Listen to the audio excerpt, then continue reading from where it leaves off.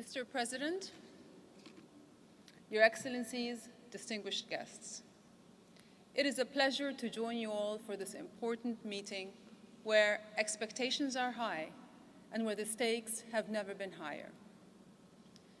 They've never been higher for the half of humanity surviving on $2 a day or less, or the 800 million people who live in slums, for the 67 million children denied their right to an education, or the 770 million adults who cannot read or write.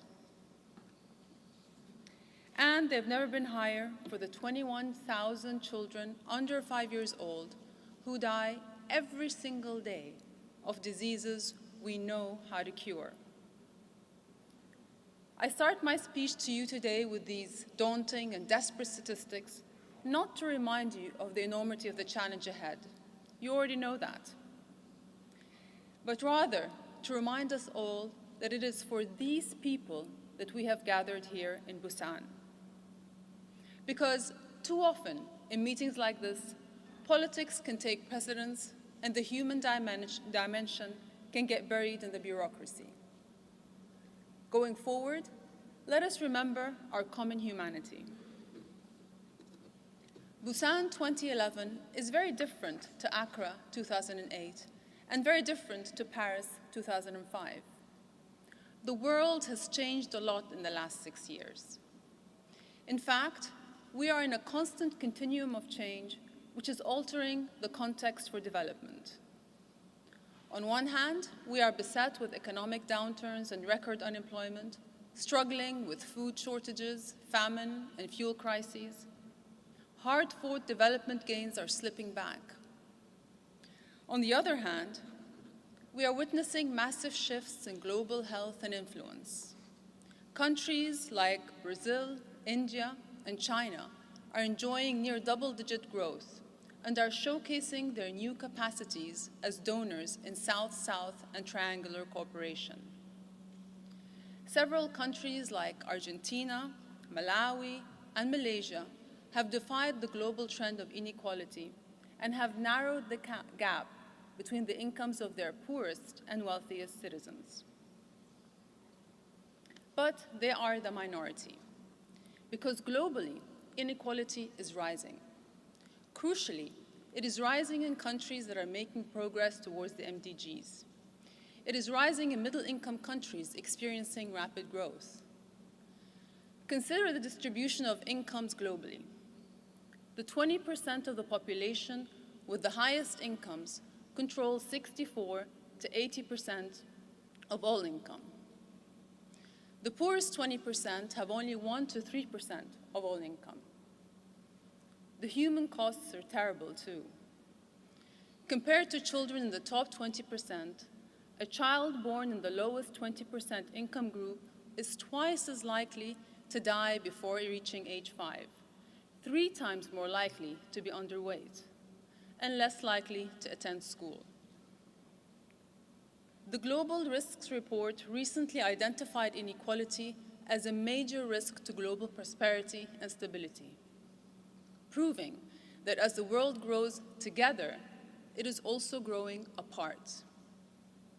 As it does so, we should not be surprised that in the gaps created by disparities in wealth and opportunity, terrorism, corruption, disease, conflict, and hopelessness ferment. I need hardly remind anybody that it was inequality with all its associated humiliations that fueled the discontent on the streets of Tunis and in Tahrir Square. It is what makes protesters occupy Wall Street and beyond. Ladies and gentlemen, this is the backdrop to Busan. This is our new development context. And as the global landscape changes around us, it's time for the global aidscape to change too.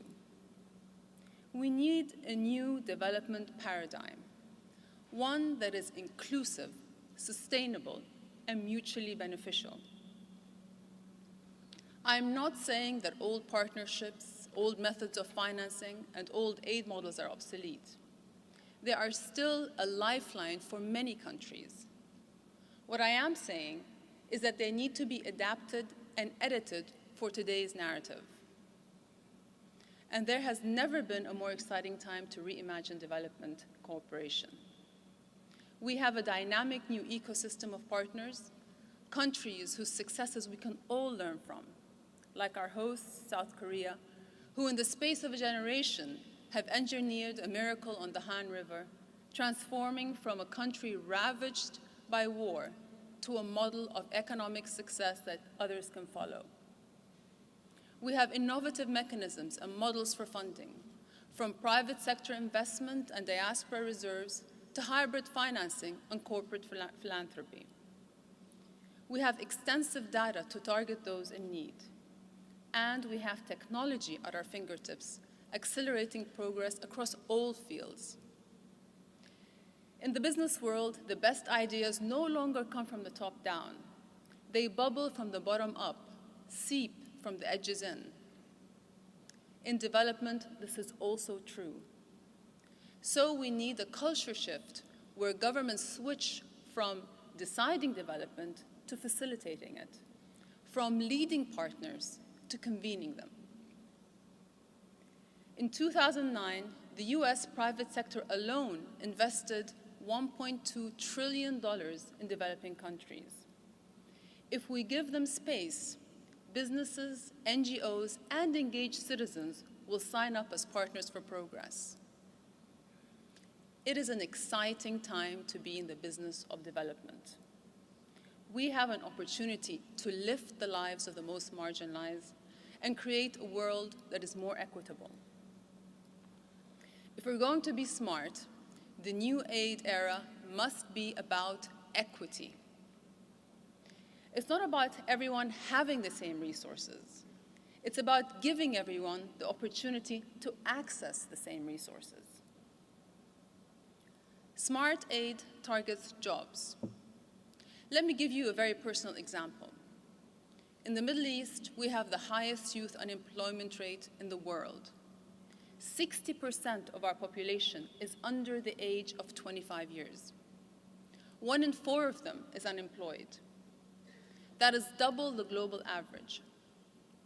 Arab youth don't want aid money or short-term projects. They want jobs. They want to earn their salary, learn new skills. They want dignity, not dependence.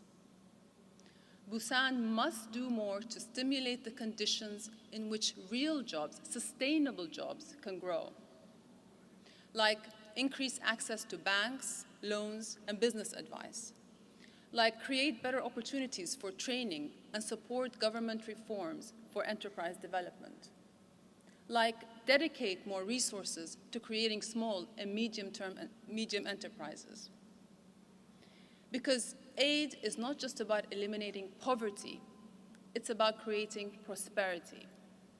It's not just about fewer famines and conflicts, it's about peaceful and more prosperous neighbors. Smart aid invests in children, and that starts with a quality education for all. Education is more than a right. It's a resource. It can combat every global humanitarian challenge today. But 67 million children are shut out of school. There's a shortfall of 8 million teachers. Curricula are outdated. Students graduate with yesterday's skills. And the majority of those out of school are girls. Girls, the best value for the development dollar there is. Yet, only 9% of ODA goes to education. It just doesn't add up. And Smart Aid prioritizes women because they are 50% of our world and 40% of our workforce. Because research shows that in the last 20 years, women have contributed more to global GDP than either new technologies or the emerging economies of China and India. Because women in developing countries farm, produce, and sell more than half the world's food. And when they're not doing that, They're cooking, childbearing, caregiving, finding fuel, carrying water. Women are at the forefront of our sustainable future. But every day around the world, they're marginalized, stigmatized, brutalized.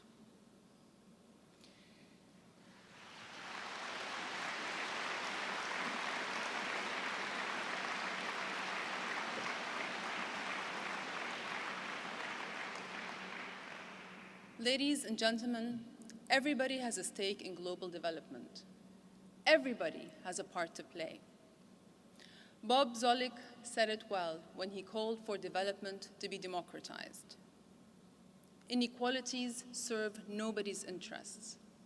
In fact, high levels of inequalities actually impede economic progress. In countries where income is distributed more equally, there are longer-lasting spells of sustained growth. Isn't that our goal? Isn't the purpose of aid to end aid? We can and we must. The only thing that is stopping us is us. Thank you all very much.